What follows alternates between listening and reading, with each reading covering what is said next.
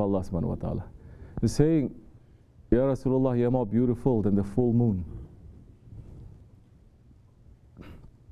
Then there are others who saw his physical form, but they're filled with disbelief and hate for him. From that time until today, they're saying, Hasha, you are the most ugly thing. So now, if Allah subhanahu wa ta'ala revealed to this, number one, of course, this world cannot carry anything. This world is the lowest of the world. This world, everything that is in it, cannot carry anything from divine presence, cannot carry anything from that paradise stations. It has to be veiled. If it is shown that just that, let's say, the radiation, it cannot carry that. It will just destroy everything. Forget about that sun of all existence. If this sun, there is one of billions of suns, this sun, were to move just 1 millimeter, not 1 centimeter, 1 millimeter closer to this world is no life. Correct or no? So there is a balance there. Meaning everything now, it has to be veiled. Everything has to be protected. But Holy Prophet ﷺ, he was sent into this world for mankind. Yes, he is the prophet of everything in existence, but to this world he was sent for mankind. So he has to have the appearances of mankind. And the mankind that is that Hazrati Insan, he will understand that yes, Holy Prophet ﷺ, he is man, but he is not clay like us. What kind of a clay that has no shadow when the sun is falling on it? What kind of a clay that everything that comes out from him, it is pure and it is beautiful? What kind of a clay? Now they understand his physical form. They say this is just, Allah is just like hiding the Prophet, tricking us. You understand? What kind of a man that is made from clay like us? He is not like us. That when his troops, they were thirsty, he made water to come out from his fingers that fed everyone. Everyone is able to drink. Holy Prophet ﷺ, we can sit until Judgment Day to talk about the miracles that he had, only to prove that he is not a man like us, but he is a man, but he's not a man like us. Which in these days they don't discuss that also. They don't like to discuss his miraculous nature. Everything that is physical to him, in him, it is also a miracle. They don't discuss that because people don't believe in anything holy or miraculous anymore. They say, I have to understand with my little mind. If I don't understand with my little mind, then it doesn't make sense to me. Well, one is very unusual. His birth, his life, when he's passing, it is very unusual. It is not just, oh, if you are a believer, then you're going to see. Unbelievers see that too. But they don't want to accept it. They see it. They don't want to accept it. They become more shaitan. Once, one of the unbelievers, Abu Jahil Abu Lahab, I can't remember which one of his uncles, took some stones, put it in his hand, put it behind his back, went to the Prophet and says, if you're a prophet, tell me what is behind, what is in my hands. Prophet was looking at him and shaking the head. He says, oh, turn around, open your hands and listen to what the stones that you have picked up, they are saying. He turned around, he opened his hands, and the stones were saying, Ashhadu an la ilaha illallah wa ashhadu anna Muhammadan abduhu wa rasuluh, over and over again. He got a shock, he dropped the stones, then he turned around and says, you are a great magician. This is mankind. When the ego it is stopping you, it doesn't matter what kind of miracles is showing that. If the ego is stopping you, it doesn't matter even if the moon is split. You say, no, I'm not going to. That becomes complete shaitan. The ego then becomes complete shaitan. Have we not learned from the earlier nations?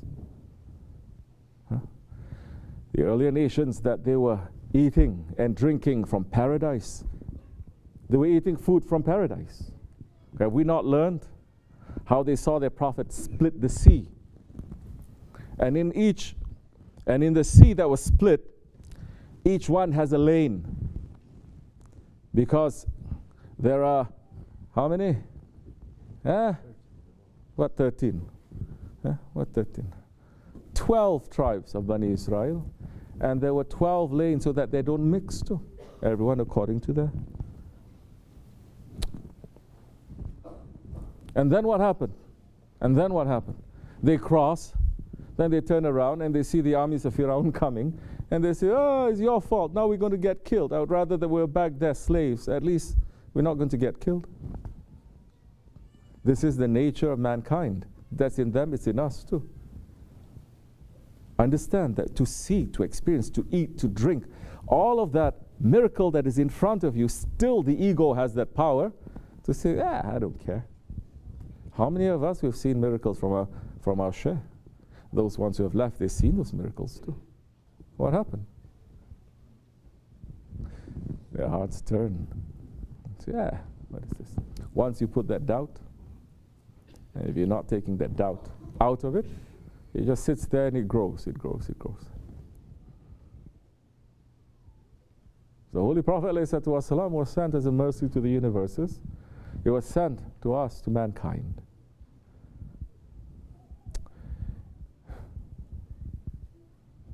Some, they saw his real form. And those who see his real form, which is also a mercy, that veiling is also a mercy. Because if they see his real form and they disbelieve more, or more, they're pulled to that complete darkness. The more they become disobedient. They don't see, it's something else. That's why Holy Prophet ﷺ is saying, I can't wait to see my brothers. And the Sahaba Kiram say, Ya Rasulullah, aren't we your brothers? He says, no, you're my companions. My brothers are those ones who are going to come in the end of times. And they're going to love me. But they've never seen me.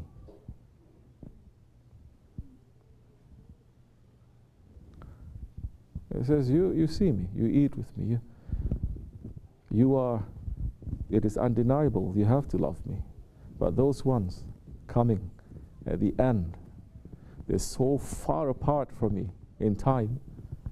But he says, if they are sincere and if they love me, love is not just to say I love is to do, is to stand up for what he believes in, what he gave his life for. I dare all those ones, big spiritual ones, that they have the microphone. Now, as much as they are saying, we love Prophet is high, I dare them to stand up and to say, we denounce this cruelty that is happening to his nation. East and West, North and South. We denounce these regimes. We denounce these cruel ones. We denounce everyone that is supporting that. We don't dare to say, why is that? Isn't that what the Holy Prophet came? You think he came to this world just to have lights around him and he came to bring down the zulm. The zalims, he brought them down. Not just his uncles, the whole world's zalims came down. So, if Muslims are not standing up to bring them down, how we can say we're following Islam? How we can say we're following the Prophet?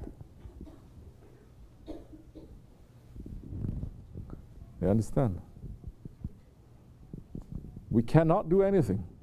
There is no permission for us to do anything with our hands, with our tongue maybe. But at least in your heart now, you have to say what is haq and what is batil. Muslims everywhere, from China to Yemen, Kashmir to Palestine, Chechnya, India, Russia. Do we need to count all the countries?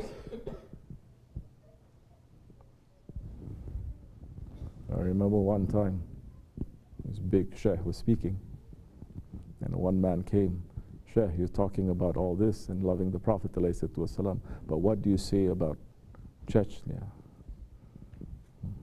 What do you say about Uzbekistan, Tajikistan? We went on listing all the Muslim countries.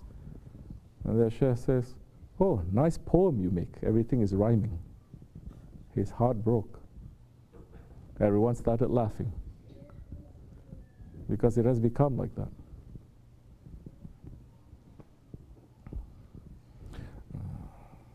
So now, that form, the form of the Holy Prophet ﷺ, it is to make us to understand that we are part of Him physically, because He's created physical like that. He is not made from light, sending like that. There is a physical form there. Of course, He is from light, but there's a physicality that is there. It's supposed to make us to feel closer to Him, part of Him. Because Allah subhanahu wa ta'ala is saying He is part of you. You are part of Him. But these days also, we have to wake up a little bit. That one, the archangels, they are His servants. His akhlaq, His character, it is, Allah subhanahu wa ta'ala is saying, it is what? Azim. Azim.